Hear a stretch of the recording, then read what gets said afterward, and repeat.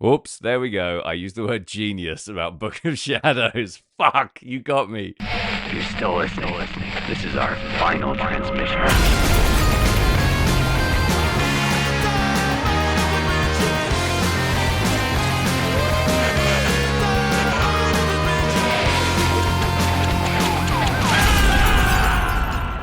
Oh, Jamie, we're here. We are here in the woods, surrounded by our video equipment or something. In Burkittsville, Maryland. Yeah. Today on the Final Transmission podcast, we're talking about Book of Shadows, Blair Witch 2, which I think, Sam, this isn't going to surprise you because I picked this for us to cover. Yeah. But I think it's an unfairly maligned sequel. Okay. Unfairly maligned by whomst? Blair Witch 2 is fairly universally hated. Right, okay. And you think you know better, huh? Yeah, I do. I do know better, Sam. I know better than everyone, because they're dumb and I'm above it, frankly. I'd never see the logic in that, because surely dumb people would love the fucking knockers off this movie. Yeah, I think maybe it's getting reassessed now. A lot of people, I guess, were maybe riding the crest of the Blair Witch wave, and they maybe wanted something that was a bit closer in tone and structure and mood to the original Blair Witch, which I think is fair to say Book of Shadows, Blair Witch 2 is not that.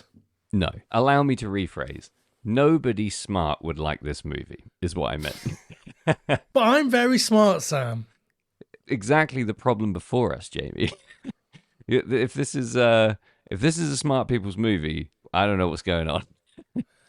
Well, listen, let's not fucking put the goose before the gander. Why don't you tell me a little bit about how you first came across, can't believe I'm going to give it its full title, Book of Shadows, Blair Witch 2. I mean, like everybody else, I loved the arse off the Blair Witch Project.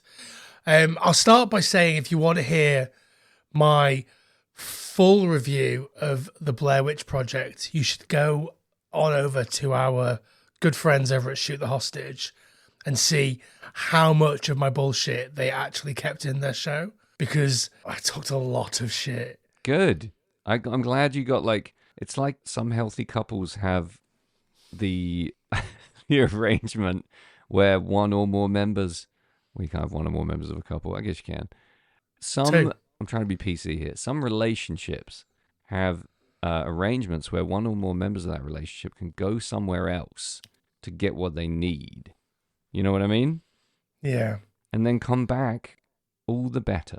So I'm glad you got to go and do all that dirty, horrible, filthy shit over there and then come home. Yeah, well, I just don't know how much of it's going to stay in the cut. I've yet to meet someone who didn't love the Blair Witch Project. Realistically, I think I saw it in the cinema 4 times, which at the time was like the most you could fucking afford to go see a movie when you're a teenager. I loved it. So yeah, we're already teeing ourselves up for failure just through this movie existing, really, aren't we? And the fact that it's low budget and it's a director's debut and it fucking, it's not exactly stacking the deck in its own favor. So tell me about how you first saw this film. I think I saw it on DVD a couple of years after Blair Witch. I don't think I was front and center on release. Obviously, this got released, thrust out as quickly as possible to try and cash in on the monster success that the Blair Witch Project ultimately became. Sure. As a result of what I would say is fairly clever marketing and not much else. I think the Blair Witch Project, while I do like it a lot, it's a vibes movie. Like, nothing really happens. It's just a collection of vibes that make you feel something specific, fear.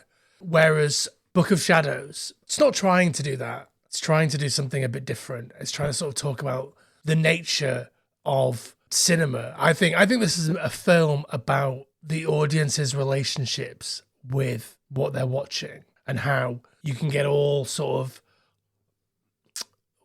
what's the word? Obsessive is the only real word I can think of about a movie and a place and the vibe that movie puts you in.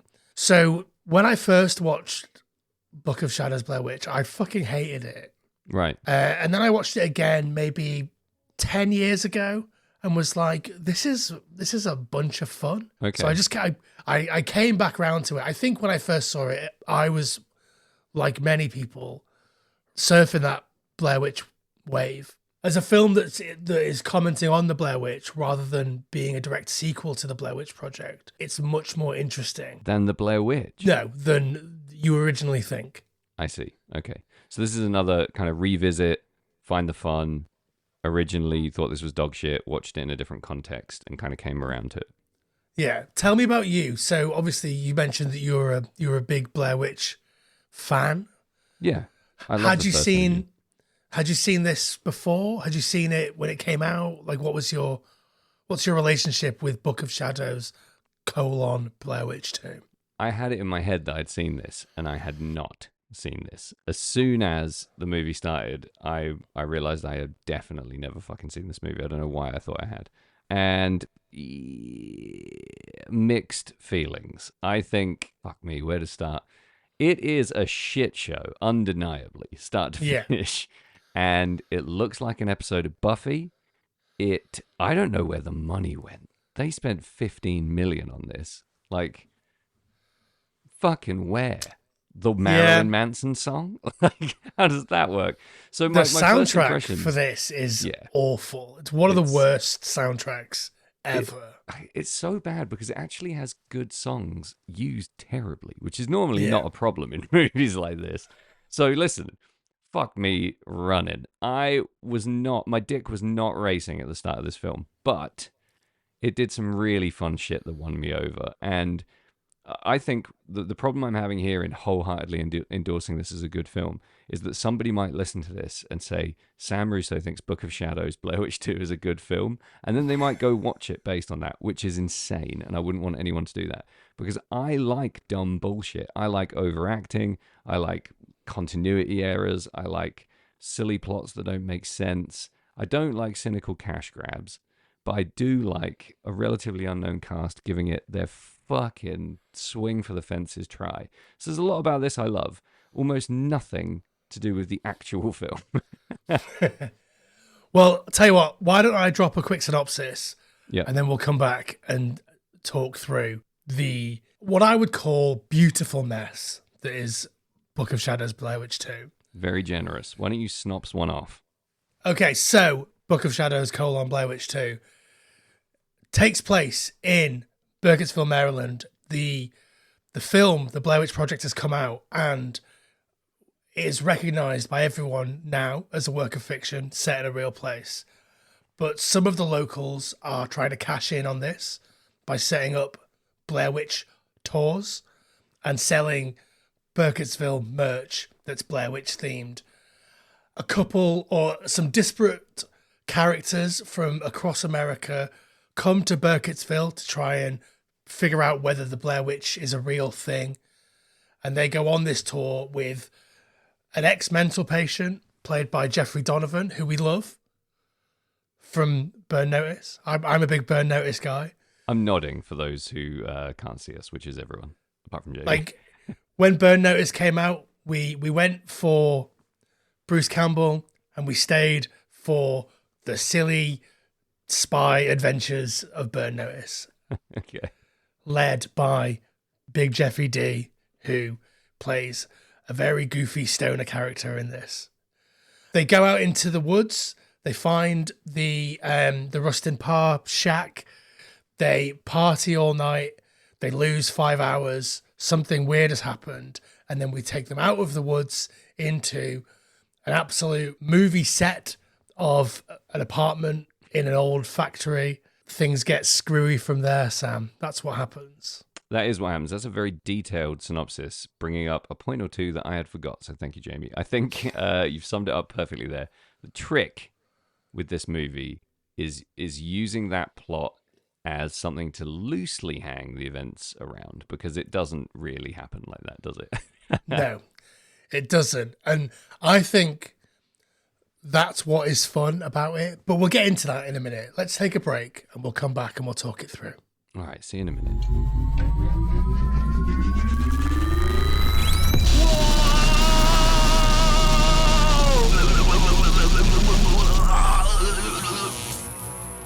Whoa, holy shit. I guess that's why they call it Phantom Power. Red Scare Industries, what's the hype? What's going on? What are the kids saying? The kids are saying, no cap, it's a piff label full of Riz, and I think that's it. I think that's all I've got. That was pretty good kid speak. I like your work. But it's a good label, Sam. Red Scare Records, Red Scare Industries, cracking label. Loads of great records. Red Scare Industries, serving the piff to your mama with Riz. Check them out, redscare.net. So we're back, Sam. Hi. Before we get into Blair Witch 2, Book of Shadows, Blair Witch 2. Book of Shadows. Yeah. Why don't we tell the people, before they're so mad at us for raving about this film, which is what I'm going to do.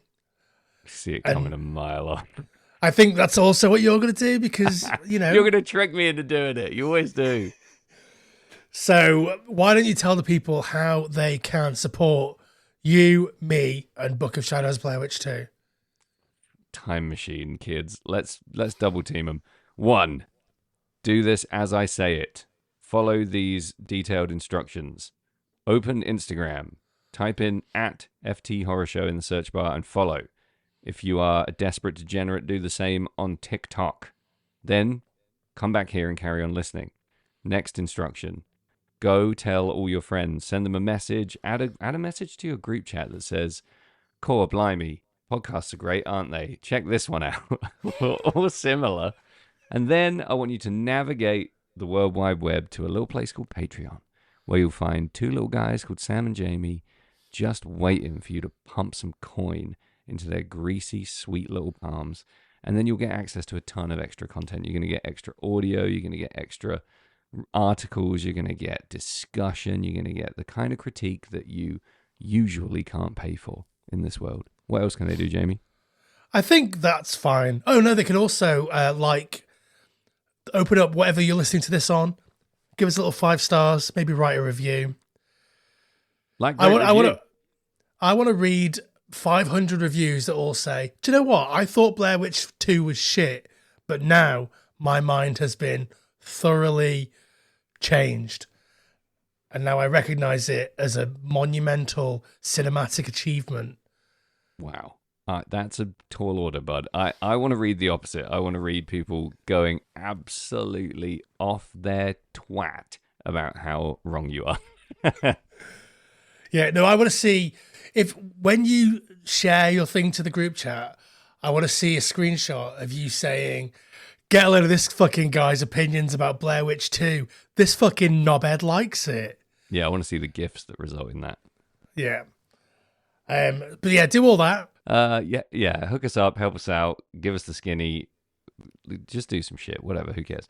Book of Shadows. Let me start by saying I love Buffy, I love CSI, I love all kinds of trashy TV. So when a movie uses that as its touch point stylistically, I'm complimenting it because it's my taste. I'm into that shit.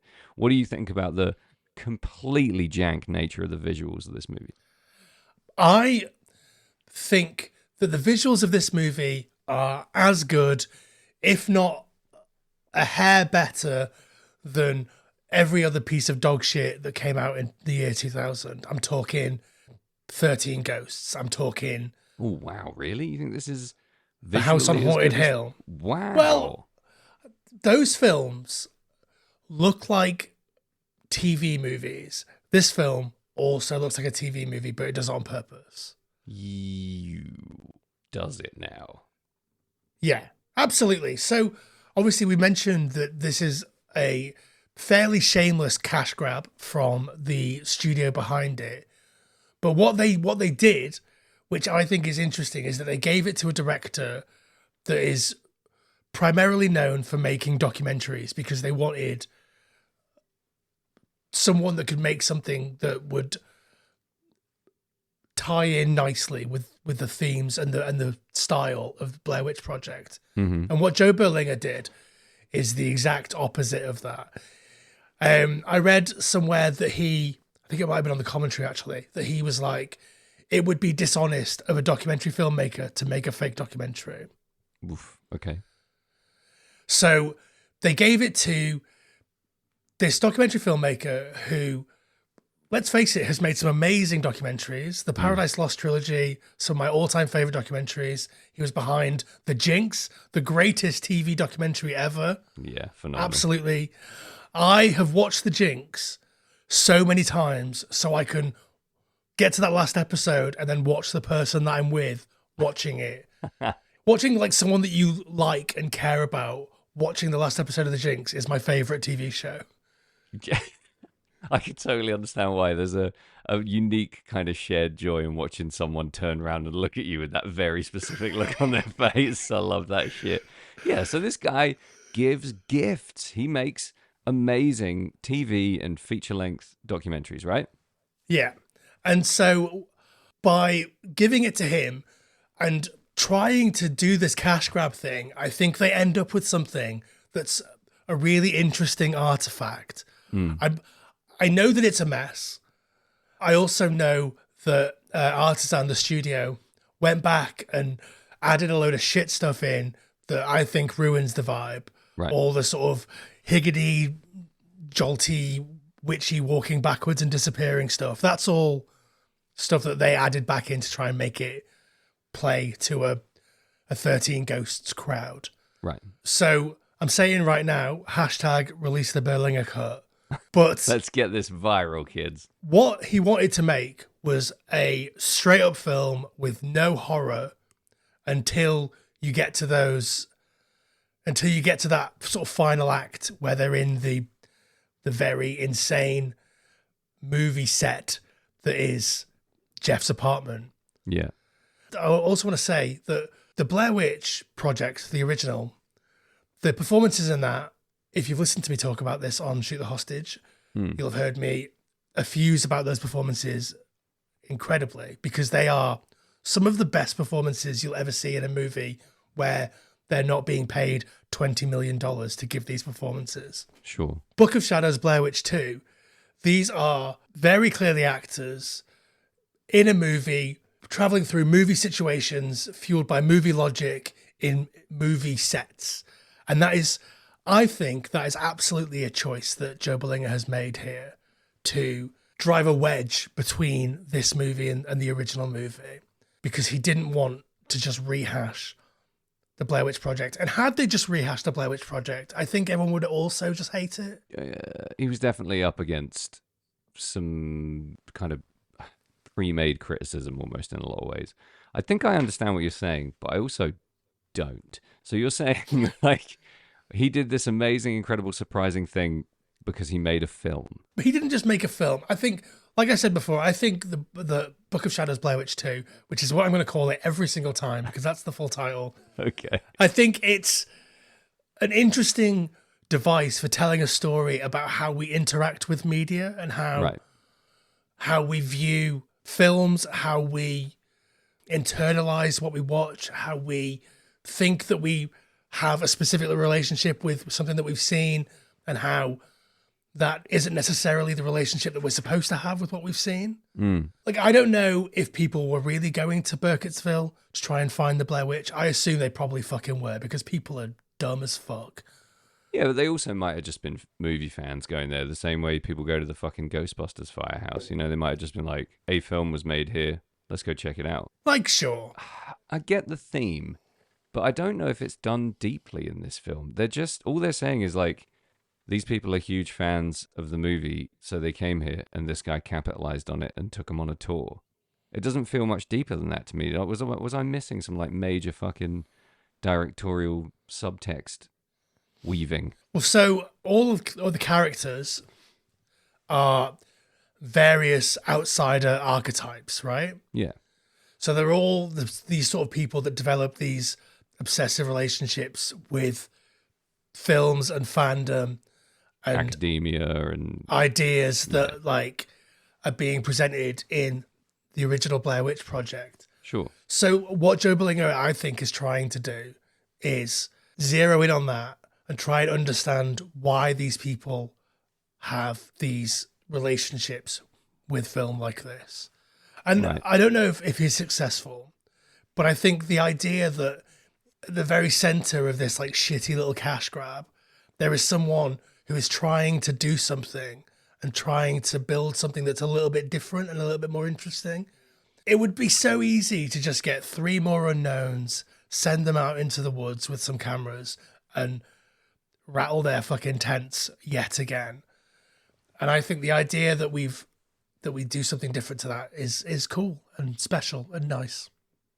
Yeah, I'm still not sold because he doesn't do it, in my opinion. He takes the cliche characters that are like the total stereotype of their subculture, cranks it to 1,000, turns them loose, and then has supernatural things happen for real, which is tricksy. That's hard to reconcile that with a director whose vision is to explore the nature of obsession. I don't know, not sold on that 100%. Plus, like, he didn't write it, did he? So he was given a script and told to make the movie according to this script. So I don't know how much of that is him. I believe it was based on his own idea. Was it? Okay. Yeah. Because wasn't one of the writers one of the original directors? Or did I make that up? Eduardo Sanchez. Obviously created the characters that are referenced here, so that's why they get a writing credit here. But this film was written by Joe Berlinger and another guy. Interesting. So that confused me because I looked at that before I started watching the movie and I was like, well, shit me, if people from the previous movie helped write this, it just, the spider web got a little bit more silky and I didn't really understand what was happening in terms of the relationship between the writing and the directing. It just feels to me a little bit like, I understand at its core it's probably a cynical cash grab, but even with every cynical cash grab, there has to be someone in the process who says, don't you want to do the original justice? Because otherwise, like, what's the point? It's so damaging to the whole legacy of a movie to release a horribly cynical cash grab. So someone must have said, okay, we want this guy specifically because of his documentary filmmaking experience, like you said, but we're not really going to let him make a documentary and we don't want to make a fake documentary like the first one. So we're going to write this movie as a kind of standard, expanded, made-for-TV movie. We're going to give it a fan fiction vibe, and then we're going to hamstring him at every key decision-making point and force lots of supernatural bullshit on him that he doesn't want. And we come out with something that feels reflective of that experience. Like, nobody's walking away from this like, wow, this is a guy's vision rendered in crystal clear clarity with total freedom. It's like absolutely addled with compromise from start to finish. And it does give it a stilted feel, but you know, even if you are looking into it on a deeper level, there's so much happening on the surface that's entertaining. It almost negates the need to look for that further meaning for me, as far as I'm concerned, because the more I look for it, the more dead ends I hit. Like, there's so many gigantic whoopsies that it's really hard to credit a deliberate vision with. Yeah, well, a couple of quick fact checks in there. So Joe Berlinger was trying to make a move into fiction and had a pitch meeting at Artisan where he pitched 3 ideas and they didn't really like them. But they were like, we want to make a Blair Witch 2.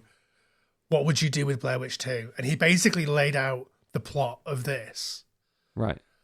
So this was very much his vision of what Blair Witch 2 would be. Obviously, it got fucked around with at the end, or in the edit. They wanted to make it scarier. They wanted to make it a bit more of a traditional horror film structure, which he was dead against throughout. All the stuff of Jeffrey Donovan's character being sort of mentally ill and in a very, very movie fucking asylum where the orderlies are smoking while they fucking force shit down his throat, which is bad. like it is bad, but you've got to realize that that's on purpose. Like, you don't accidentally like, oh, the extra has kept his cigarette in. Like, that's... Oh yeah, of course that's on purpose, but I just meant like the way it was shot was fucking ropes. Like, I remember, because at that point we're in like documentary mode. I was like, who the fuck shot this? Like, those are the only bits that I would criticize as being straight up bad, are the shots in the asylums and the cutaways to those places in particular. They just feel really rushed. Are you about to tell me they were added after? No, well, they were filmed. Some of them were reshot, right, and forced in. But like some of them were filmed, but but were meant to come in later. So like all the stuff in the interrogation rooms, that was all meant to happen after everything that we've seen before it. So it was meant to be very linear in terms of what we see.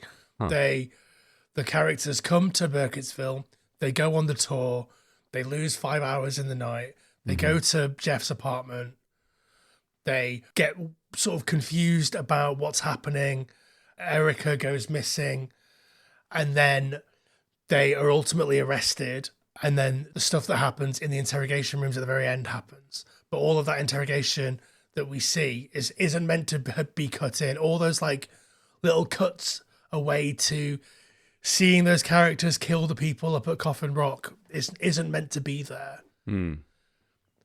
Because it undermines everything. Like they're telling us, and we're seeing that they haven't done this.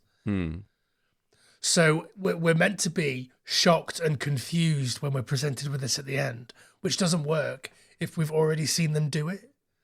Yeah. So in the original cut, are you saying their own crimes are revealed to them in flashbacks in the police station? Well, not even in flashbacks. Kind of in flashbacks, and then on the video that Jeff shoots of, say, them hanging Tristan. So they get shown that footage, and that confirms that they did those things.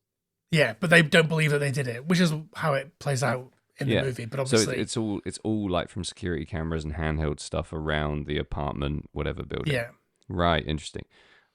I think I prefer that. I can't see it playing out with much like satisfaction and resolution in that format, but there's zero resolution in the current format. So I think I prefer that original in terms of like. Yeah, no, absolutely. I think structure. This is why me and you, Sam, we are team #release the Berlinger cut. I mean, yeah, I'll back it. Fuck yeah. It's not like there's any other hashtags out there worth backing these days, right? I don't think so. I believe wholeheartedly that the unadulterated cut of this would be, you got to think, at least marginally better than this fucking hack job. Yeah, the way that it's edited together as well, it just feels, like you say, those shots of like, I think they're really fun, but they aren't good. No. Like the stuff in the asylum where it's like weaving around in a sort of first-year film school student trying to achieve something like Lynchian. It's not stylized enough. Like for me, the bits where it's like, oh, this is fucking great. This is straight out of the Joss Whedon playbook. You're like, cool. He's imitating something, but at least he's doing it well. That stuff just feels poorly executed and irritatingly placed at times. Like, I can't believe those shots made it into the movie, to be honest. They are markedly different in quality from the other stuff. Because I've got a lot of fucking time for something that doesn't look amazing, but it's meant to look that way. You know what I mean? Exactly like we're saying about the whole movie, essentially. But when you put something in there that, like, objectively is just poorly made, it undermines the whole movie. It kind of...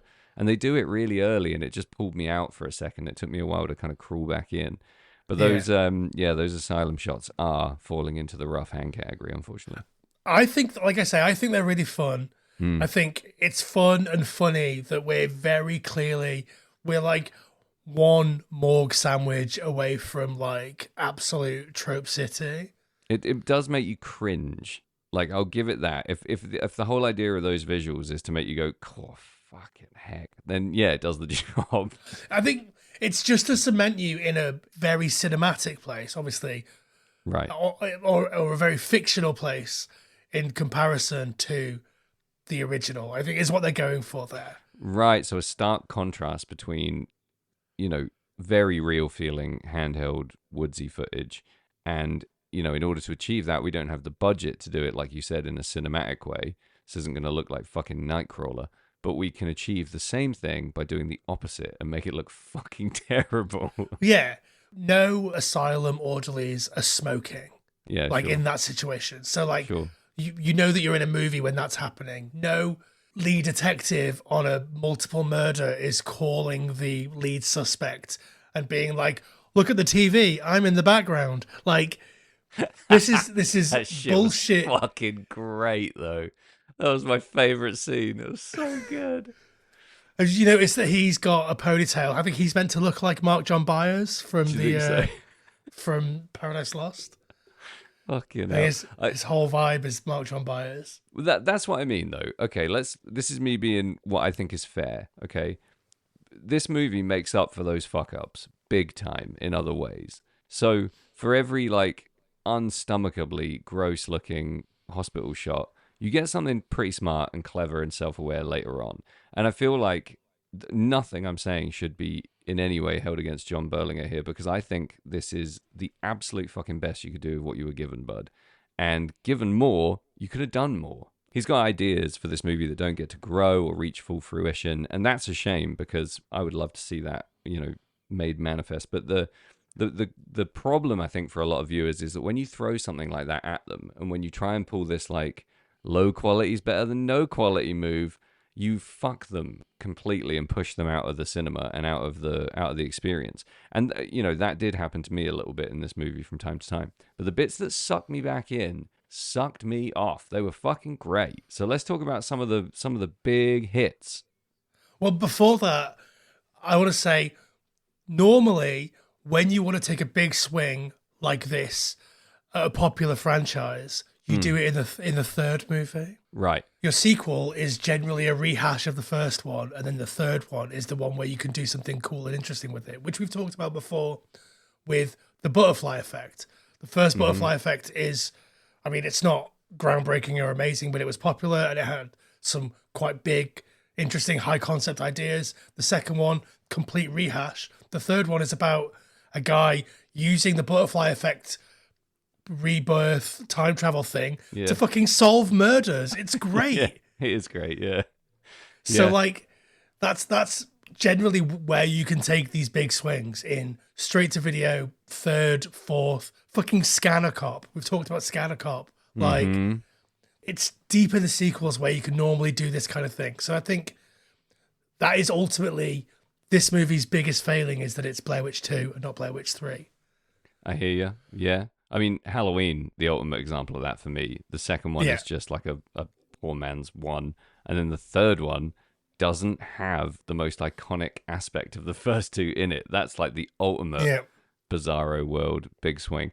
This movie didn't feel like a big swing to me, I think is the main problem. And I think that's budgetary more than anything. It doesn't feel wholly ambitious. And that's the only problem I have, is it feels tentative at times, which is tricky for a movie that, should be is following on from one of the most exciting horror movies of all time. That's rough. It was one of the most original, exciting, heavily hyped, cinema perfect experiences you can have as a young person at the time. So, following up with something that is so hamstrung is tricky and sets it up for failure. But, that being said, we got some good shit in this movie. I really enjoyed just going back to Burkittsville, for example. It's just a really nice place to look at. It's a very cinematic place. So like the idea that you could just go into the woods there and shoot in any direction, it's going to look amazing. And it's going to evoke feelings from the first movie in a good way. I think the only thing that I don't want to say they failed at, but the only thing I felt sold short on is that it didn't conjure any of the atmosphere of the first one for me, really, because you're hyper aware that we're in a place that's been proven to be fake. Essentially, we're in a place where nothing happened, rather than we're in the place in the first one where very fucking real shit was happening. So, well, again, I think that's a choice. I think Joe Berlinger is trying to say the Blair Witch isn't real. So if you go to this place, if you go to the Ghostbusters firehouse, you're not going to fucking meet Slimer. Probably not even going to meet a fireman. I don't think anyone works there anymore. No, it is an operating firehouse. Is it? Yeah. Did you meet any fire operatives? No, but I saw them through the door. Nice. But that's literally what Joe Berlinger's point is that if you go there, you're not going to be in the Blair Witch Project. You're going to be in Burkittsville with a video camera while all the locals are looking at you like, look at this fucking chump here. I get it. But isn't that kind of a fucking bummer? Who wants to make that point? Movies are dumb, guys. While I'm watching a movie, get to fuck. What are you trying to do to yourself, mate? What are you doing? Shut the fuck up. You can't defend that. Come on. As the self-proclaimed smartest guy in the room, I think that it's fucking clever and interesting. Maybe it's clever and interesting if you've got a huge budget behind you and you can pull it off. But just being like, movies are dumb. You're watching a movie and that's dumb. And then to have your audience be like, yeah, your movie fucking sucks. I'm not watching it anymore. That's a failed statement. Like, sorry, dude. I don't know if a high budget fixes that. Like, what you're watching people not be scared in glorious Technicolor. Like, who cares? That's I don't worse. think it fixes it. I think it improves the clarity of the vision and the communication of the ideas, because I'm fucking fishing around with no eyeballs for what this guy's trying to do here. Like, I'm absolutely gagged and bound in my quest for meaning in this movie. And I think because of the barriers of the production quality and the fact he's not able to bring that shit to bear properly. Let's talk about the very confusingly named Kim Director. I have to bring this up. It's so good. Yeah, it's great. I love that her name is Kim Director. That's just her real name. It's not just a clever name. It kind of is. I don't think she's a director. Also in The Inside Man, I recognized her from that. I think she made an impression on me in that movie. She made an impression on me in this movie. And I guarantee I've seen her in, let me guess, NCIS, CSI, etc. 100%. Yeah. Yep. She definitely made a mark on me in this movie as well, because in the 10 years, 15 years that I was like, Book of Shadows, Blair Witch 2 sucks, the asterisk was always, but there is a hot goth girl in it. I knew you were going to say that. That's the thing that brought you back. You came for the Blair Witch, you stayed for Kim Director. I mean, she does some great work in this, in my opinion. It's the kind of work that I like. Again, asterisk people. It's not something you'll like, but I like it a lot. And I feel exactly the same about what Jeffrey Donovan's bringing to this movie. He is over the top. He's intense. He's end-to-end. He's inconsistent. He's wild and free. And I find his character to be kind of tricky at times, but I love the performance. I rate the performance big time. Lanny Flaherty, exactly the same. I bet you like this guy, right? Like, sure. Oh, he's not. What? I know nothing about you today is revealing. I think his character is very silly. I really enjoy it. Yeah. But it's so silly. Right. I can't imagine any other situation where he would be allowed to be in a movie. Well, let me tell you a few. Signs, Men in Black 3, Miller's Crossing, Waterworld, big hits. Cold in July. Guy's done some great stuff. Did you recognize him when you saw him in this? Absolutely not, no. You didn't? Oh, man, I recognized him from Signs. He's just got one of those faces that I remembered. He's been in a bunch. I thought he was going to be, I'm not saying he's fucking Clint Howard caliber in the Jamie Stakes, but I thought this guy might be like one of those deep cut actors with a B movie, list, as long as you're Kim Director. And it turns out he's not. You're not a huge fan of this guy. So anyway, cast wise, like you said at the top, we're thrown in with a small cast, so we know we're spending a lot of time with them. Was there anyone that you thought, fucking get rid of him? Or was everyone pretty decent? I think everyone's fine. Like, they're completely fine for this movie. They would be fine in 13 Ghosts. You could put them next to Liam Neeson in The House on a Haunted Hill, or The Haunting. It's The Haunting, isn't it, that Liam Neeson's in? And they would do a perfectly fine job. I don't think that they're going to win any awards for this or literally anything else. Or literally anything else. Unless they have day jobs and they win awards in those. Yeah. Best salesman at the Roto-Rooter. Radio Shack Employee of the Month. Such dicks. We did get a little cameo from your best mate, though. Who dat? Roger Ebert. Yeah, fuck me. Again, how baffling is the start of this movie? You get high-profile Hollywood celeb appearances, you get Marilyn Manson, and you get it all juxtaposed with some of the most vile visuals you've ever seen. You're just thinking, like, what's happening? Yeah, Ebert's in there. Can't remember who else. Don't really care. But the Kurt Loder, I think, what's his name? Conan O'Brien. Oh yeah, Conan's in there. Yeah. I think that those are archive footage from like actual TV broadcasts. Yeah. Do you think all of it's real? Some of it felt realer than others. I think it's all real. Okay. I don't know for sure, but I think it's all real. So was there anything in this movie that stood out to you as being memorably good? I think all the stuff when they're in Jeff's weird apartment, I think all of that is so much fun. Mm-hmm. The fact that they're all there and they don't know each other, why are they there? Why is anyone anywhere in this Why movie? is any of this happening? Yeah. Like, they're not friends. They were paying this guy to go on a tour. Yeah. Like, why is he letting them stay in his weird little house? Like, I love that. I think that's absolute movie bullshit, and I really enjoy it. Yeah. I think literally everything in that section is fun for me. Him constantly whinging about how he wants coffee. Mm-hmm. The scene where he looks at Kim and she's eating an owl. Yeah. Love that. Absolutely love that. All the stuff with Steven and the dogs that are like a visual representation of the fake dogs that he has on his alarm. Really enjoyed that. Really very silly, and it's about questioning why things are happening. And like we said, this movie is a mess. I really enjoy it. I'm not under any misapprehension that it's actually good, but I think there's a good movie in there. That all of that mess worked for me. It's the right kind of mess. It was better when it was more contained. There was no beating about the bush. Here's what's happening. There's hallucinations and supernatural shit going on, so nothing needs to be fully explained, right?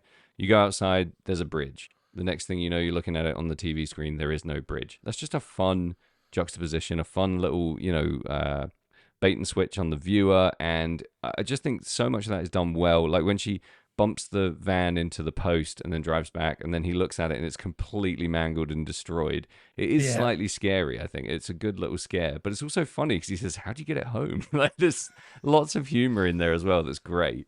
All his stuff with all the VHS equipment and all the DV tapes and stuff is so classic. Like it approximates the way you portray hackers in movies. It's like clickety clackety clickety clack, just do this, and then it's like something that you could never do in a million years.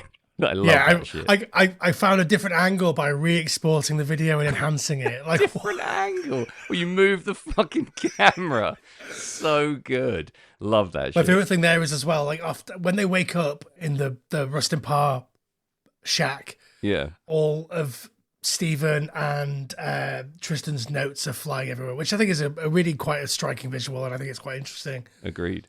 And then they go and they find the tapes where they supposedly found the tapes from Heather and everyone from the original movie. Yeah. And then later, when they're editing together all this footage, we watch a saying. video of them putting the tapes in there. Like how on was a tape that she put in there? Like, what? I love it. But that's the circular logic and the fucking kind of continuity bullshit that I can completely let slide because it's funny and it does serve the movie. We have to see that. Well, it could have been a flashback. They didn't have to show it on video. That is a mistake, in my opinion. But still, like, it's fun. And you're right. Like the owl stuff. Like, let's fucking read into it if you want to. But at the end of the day, an owl crashes through a window and a woman eats it. It's just fun. You know, we get like lots of pseudo paranormal stuff happening. I like the thing with the tree. That works for me because it plays into the subtle terror of the first movie that, you know, when they get there's a giant fucking tree there, and when they're watching the footage, it's a sapling. You know, I find that really interesting just as a completely unexplained little twist. Stuff like that works well in this movie, I think. And we already talked about when the sheriff is on the TV talking to him through the phone, but I love that because that, for me, did feel like it was reaching somewhere deeper thematically. It made me think about paranoia. It made me think about, you know, the nature of the relationship between this guy and this authority figure in his town. And I thought that was just absolutely wailing on the high notes. Really good stuff. Obviously, everything that we're told is happening in this film is completely contradicted by what's actually on the film that they shoot. So there's got to be something there that they're trying to say about the nature of how we view media. I don't know if I know what it is, or if even Joe Berlinger knows what it is, but it's there. They're trying to say something. There's something worth searching for in there, right? Yeah.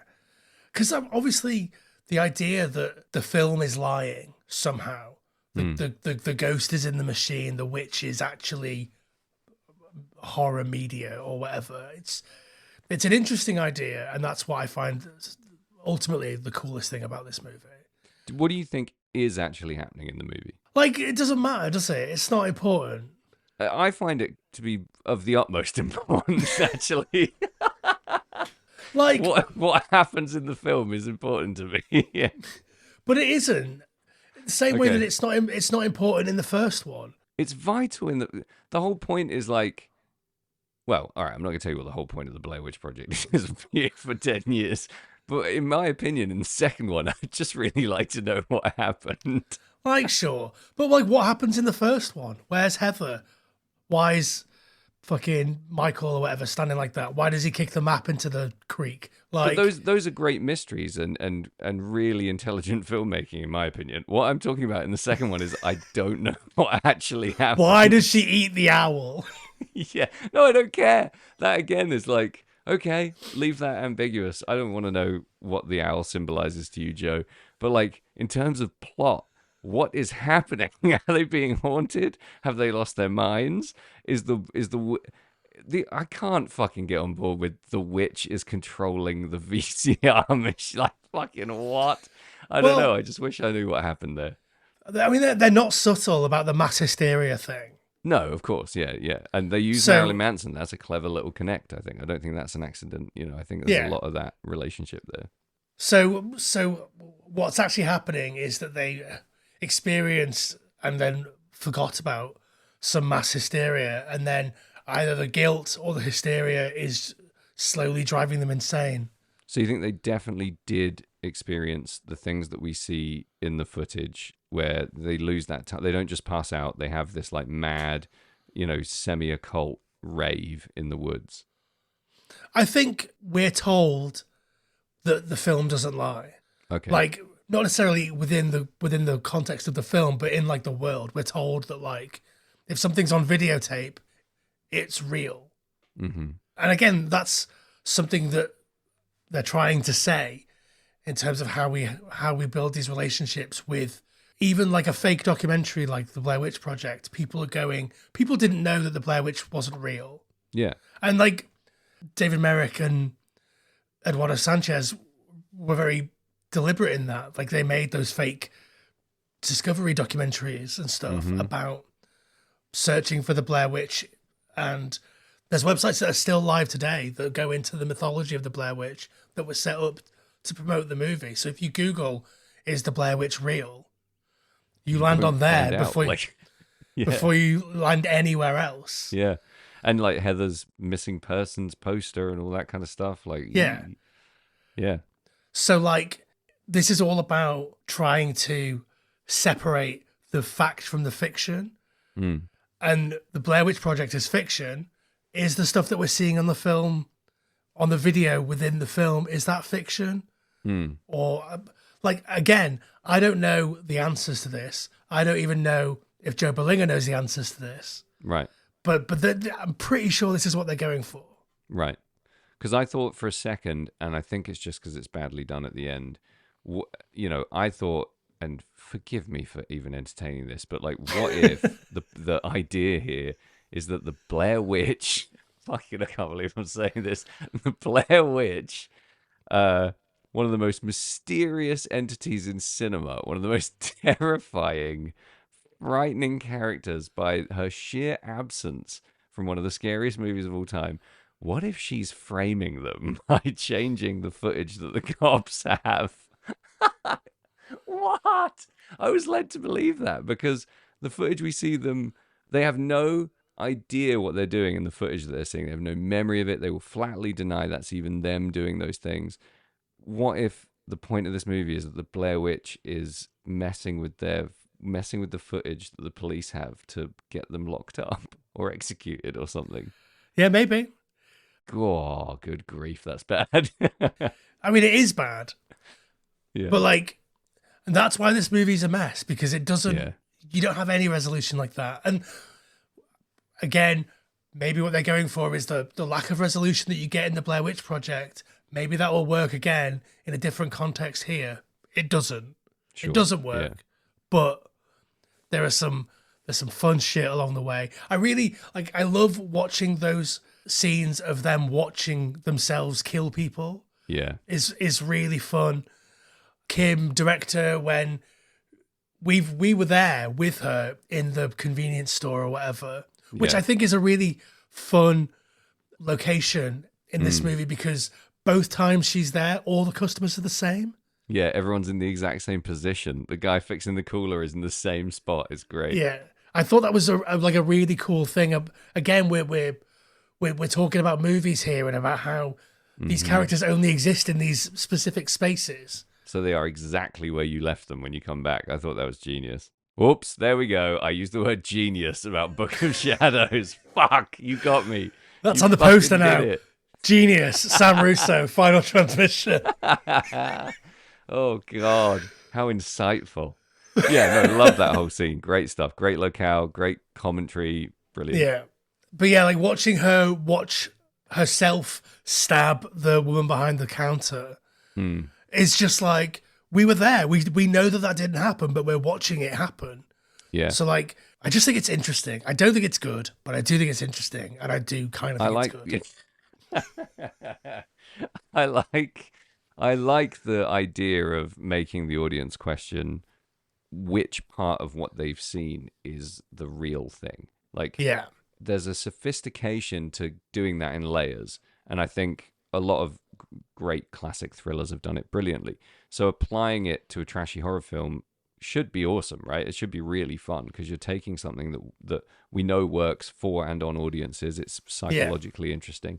And yeah, at some points, fucked up by the edit, and I'm angry to hear that this could have originally had a little bit more clarity to it. Yeah. Hashtag release the Berlinger cut. Yeah, exactly. But you're totally right. Like that is an interesting theme to play with, and especially in terms of how you present the narrative of a movie that is designed to confuse. I think that's always interesting. I think it's good, man. I think it's a good film. I don't think it's gonna change any lives or change any minds, but I do think that there is something here to get your teeth into if you so choose to do that. I don't think you should be put off watching it at all. It's exactly 1 hour 30. You can take it from me that you will walk away from this with some level of your enjoyment of movies satisfied, at best. I think at worst. At worst you'll enjoy some things. Yeah. And like it's What not a review. At worst, you'll enjoy some things. like it's not slow. I don't ever think it's boring. There's zero lulls. There's no time for it. There's some repetition that got me a bit annoying. Hi, I'm Sam. I learned to speak yesterday. There's some repetition that I found slightly annoying, but it is. You cannot say this movie's boring because it's constantly. It's like watching a Bugs Bunny cartoon. You can't be bored when you're watching Bugs. Everyone's just doing everything all at once, and they're all hanging out and being friends, even though they met 10 minutes ago. And they kill each other and they hate each other. And yeah, it's a cool pile of nonsense. Other cool things that happen, right? I think it's interesting that in the Blair Witch Project, all of the action takes place out in the wide open wilderness, and in this, all of the scary stuff takes place in an enclosed area. Yep. I think that pile of Erica's clothes on the floor is a terrifying visual. Really? Yeah, no, I That do. was super dumb. I mean, it is dumb. It would be dumb in reality. It's not someone wearing a mask and a hoodie. It's like it's a pile of clothes on the in floor. the movie, I was like, oh, what? She fucking melted or vanished? Or is that what you're trying to make me believe? But no, because I was thinking wrong. I should have been thinking she's taken her clothes off, left them there, and run off, and that's ominous because where's she going to pop out naked? Yeah, and she does pop out, sort of falls out of a cupboard. Yeah, and she does that hair naked thing where her hair is her clothes. I mean, how hairy are your boobs, Sam? Because mine are pretty hairy. My hair it's different, dude. My hair is on a different level. It's there, but it's not visible to the naked eye. Turn me sideways in the sun, you'll see the hair on my body. Okay. I've got like coconut tits. Yeah, you're wearing a bib and braces. Yeah. But I think that is cool. I think the idea that there's just a pile of clothes on the floor and the person is gone. I mean, I agree that it's clunky, but like the concept of it I think is completely sound. Like imagine you went into Claire's office. Yeah. And Claire's clothes were just like draped over her desk chair. Yeah. and you just couldn't find her anywhere. I would laugh uncontrollably because I've seen Book of Shadows and I know what she'd be doing. Because when that happened in the movie, I turned around to her and I went, fuck off. So she knows that that's a prank to pull. Could there be a cheaper effect than just laying some clothes on the floor and going, ooh? I love it. I love it so much. By the way, if something makes me scream fuck off during a movie, it's normally because I think it's fucking brilliant or fucking terribly brilliant or fucking scary. So it did the job. Yeah. It's a silly movie, Sam, but I've got a lot of time for it. I'm glad it's not hugely gory. Yeah. Because it wouldn't have worked, I don't think. You threw a bunch of gore into this, you just take it to a place that, I don't know, doesn't click. Can I ask you what your Blair Witch 2 would have looked like if you were making Blair Witch 2 in the year 2000 or thereabouts? You know I would have made all the decisions that you said you respect this movie for avoiding. I would have absolutely gone looking for Heather in Burkittsville. I probably would have made Blair Witch 2016 if I'm completely honest. I think that's a fucking sick sequel. Yeah. I can't say I would have done anything interesting. I wish I could say that. I would. Do you know what? With a modern lens, I probably would have done a prequel. I would have done Blair Witch, folk horror, The Witch style. I'd have done the life and times of old fucking whatever her name is. Ellie Kemper. Is That's that her the name? Ellie Kendrick. Kendrick Lamar. Either way, it's safe to say if I were making the Blair Witch sequel in 2000, someone just like knocked on my door and was like, "Quick, here's 15 mil." I would have, I would have gone back to Burkittsville, and I would not have had the self-awareness to try and be clever with it. I would have just tried to make a scary movie out there about looking for Heather, I imagine. Because I'm not as creative as a lot of people who get paid the big bucks in Hollywood, what would you have done? In the year 2000, 2001, I turned 16 in 2001. So, 16-year-old me was given $15 million to make Blair Witch 2. I also would have made the boring Blair Witch 2. Yeah. Now, I like to think I would have done something interesting, but I think the interesting thing that you do is Book of Shadows, Blair Witch 2. You just do it better. Agreed. Like, I think this has all of the interesting ideas on how you develop a sequel to a film like The Blair Witch Project. Mm-hmm. But this is obviously completely insane, but I would be a better, more well-known director that had the scope and cojones to say to the studio, no, you're wrong. We're leaving it as it is. Or I would bake into my contract that I needed final cut, or at least the capacity to release a director's cut, hashtag release the Berlinger cut, because I believe in my vision. Yeah. So you would do everything that we've said in this podcast to make this a better movie, basically. Yeah. Come on, man. Does that thing even work? No. There's nothing out there. It's just dead air. What do you make of the fact that this movie is rated 4 on IMDb? Blair Witch 2016, which has the plot of the movie that both of us would have made at 16 years old in the year 2000, has 5. There's 1 point of difference between these two radically different movies. What do you make of that?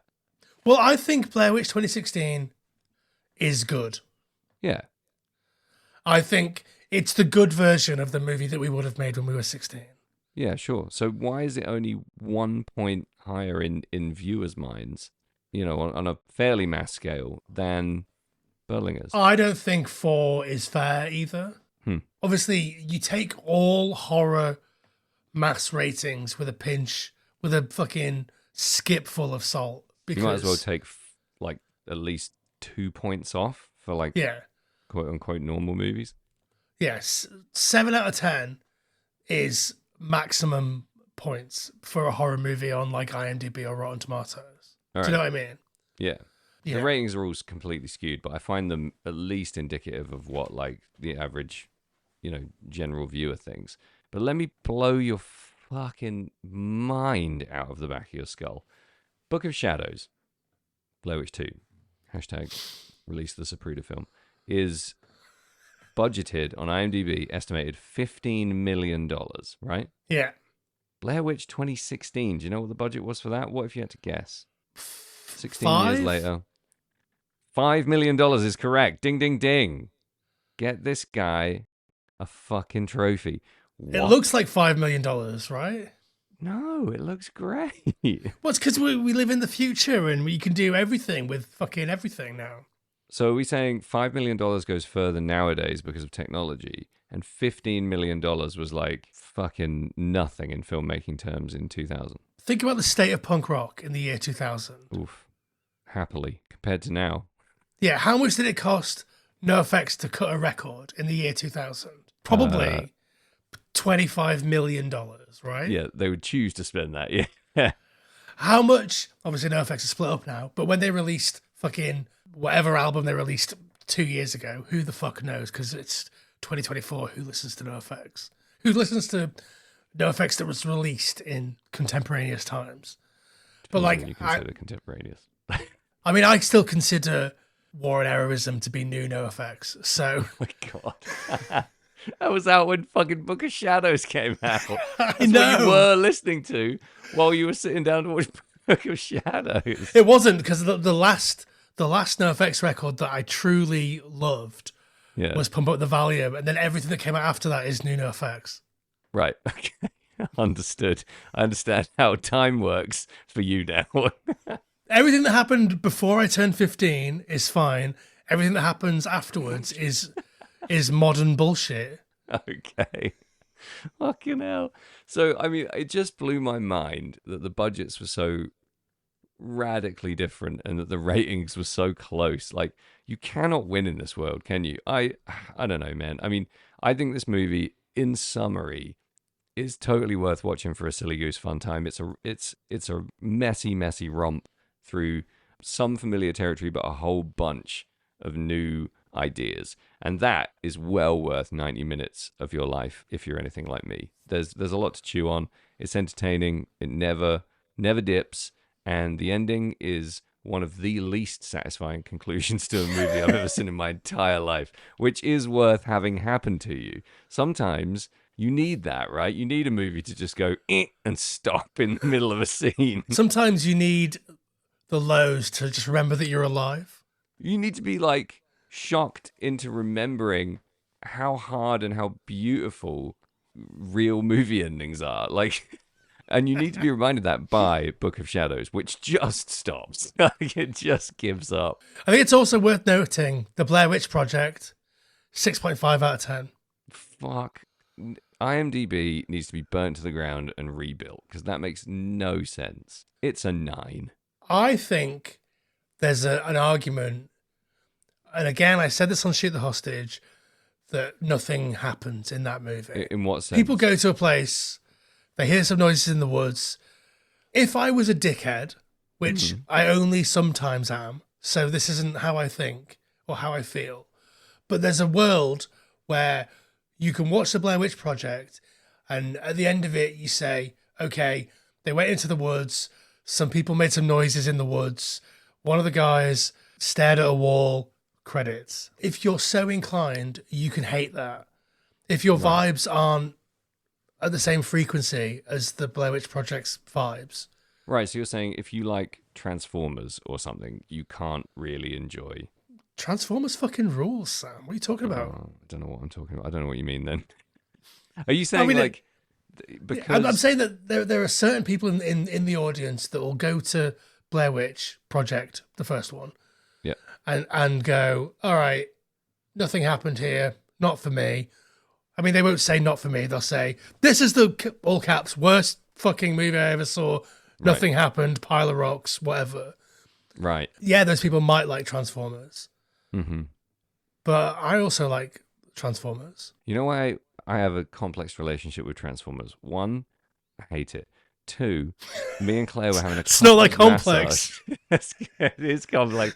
Me and Claire were having a couples massage in China, and we go in this room, and neither of us, speak the language, and it's all hand gestures and shit. And we lay on these beds. We get changed. Yeah, we get changed. We slip into our, little silky outfits. We lay down on the beds, and our masseuses come in and start like prepping the room.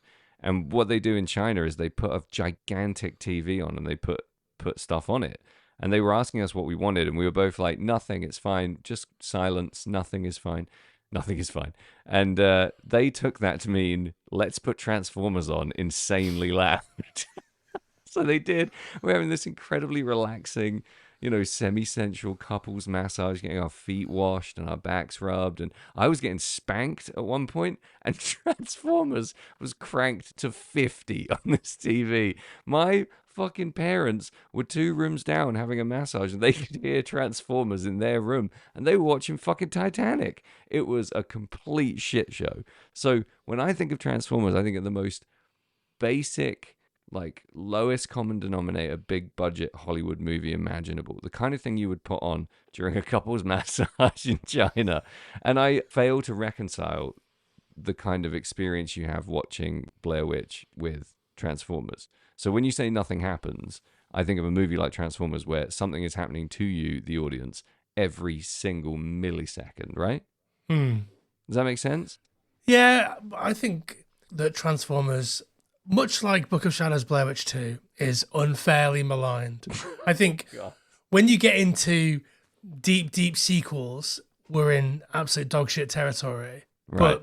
But the first one is a fun popcorn romp. Okay. I also quite liked the newest one, Rise of the Beasts, or whatever it was called. Right. It doesn't make any sense that these robots from outer space would be shaped like tigers or whatever, but who the fuck cares? Had that exact question from the trailer alone and just did not go near it. Fucking Transformers Skull Island, not for me. But yeah, Book of Shadows, Blair Witch 2, Sam, I think it's got some interesting things to say. It's got some fun, goofy horror along the way. It's got some fun performances from people who I like, and some other performances from people who I don't like that much or have not really engaged with outside of Book of Shadows, Blair Witch 2. But everyone seems to be having a fun time. I really enjoy that sort of Shaun of the Dead bit where they meet the other group. Yeah, that's really fun. It's a shame that they murdered them all, but whatever. Yeah, I thought they were going to come back big time. I thought the crux of the movie was going to be them in competition, going around, trying to see the sights and whatever, and sabotaging each other. Had a Victor Crowley kind of vibe to it, the Swamp Tour, that kind of thing. Yeah, absolutely. It's just a fun movie. It's not, like I say, we've said a million times, it's a complete mess. Hashtag release the Berlinger cut, making it a thing. It's just, I think it's good. I think it gets 5 merchandise Burkittsville caps out of 9. 5 out of 9, not bad. It's as good as any Blair Witch sequel could have been. That is where I'm going to have to stop you. It's impossible to say, isn't it? Because with a movie as amazing as the first one, it's like The Shining. You would think The Shining would spawn a universe of incredible movies. There's some things are so beautifully unique and wonderfully terrifying that they kind of exist in a vacuum forever, and people are always trying to crack the formula of expanding it somehow. Yeah. Don't give us any spoilers because Dr. Sleep is on the list. Oh, good, because I fucking amazed myself that I actually watched that film because it has Ewan McGregor in it, who I absolutely can't stomach as an actor. I'm sure he's a lovely man, but woof, rough. I got a lot to say about that film, actually, weirdly. When it comes to Book of Shadows, I'm going to call it, and I mean this with the utmost respect, a Saturday morning movie. So I don't know about you, but there's some horror movies that just work perfect for me on a Saturday morning. It's not a Friday night horror movie for me. Definitely not a Saturday night horror movie, but it's a Saturday morning horror movie, absolutely. It's in there with the cartoons. And I love me some Saturday morning cartoons. So I'm going to give Blair Witch 2 3 Books of Shadows, unexplained, don't know what they are, out of 10. 3 out of 10 is a very low score. Yeah, because it's a low quality film. I'm sorry, dude. It is. I enjoyed it. You called it genius, Sam. You said Yes, it was genius. All right, let me rebut. What is a Book of Shadows? When in the movie is the Book of Shadows addressed? It's the Book of Shadows. It's not addressed. Listen, It's not addressed. There's nothing about that title that means anything to do with the movie. no, I'm breaking form here because normally I do my rating based on how much I enjoyed it, not the quality. But I've spent so long today talking about the poor quality that I can't then give it fucking 8 out of 10, can I? I'm sticking with my original score, but that is in no way reflective of my feelings of enjoyment about the movie.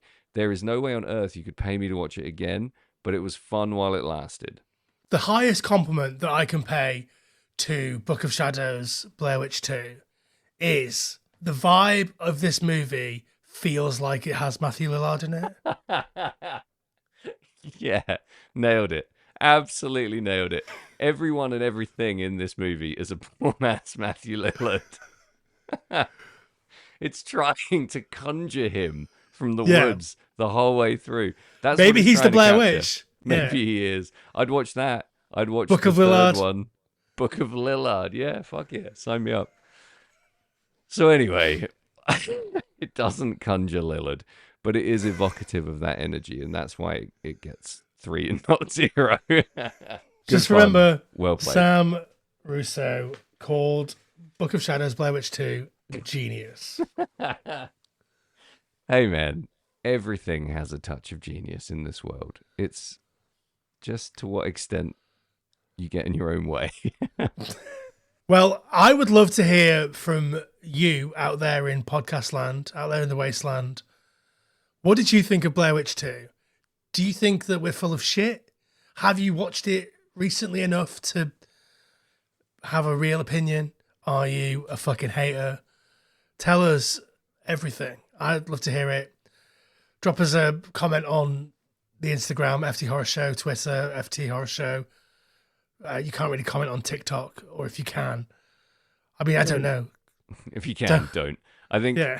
if writing's too hard, then you can say it. Just do a video, send it to us. You can really get the vitriol out in video form. So If you don't have us on any social media, just you can email us at finaltransmissionpod@gmail.com. my preferred method of communication. I gotta be honest. Send me an email any day of the week. I would genuinely love to hear your thoughts. Are Yeah. you like me? Are you a shameless apologist for this movie? Have you had better thoughts about what the meaning is than what I've had? Because I feel like I'm picking up a lot of what old Joey Berlinger's putting down, but I don't know quite what the end result is. Or are you like me? Looking for love in all the wrong places is how I would describe my experience of watching this movie. Send me an email. Good night, ladies and gentlemen. Peace.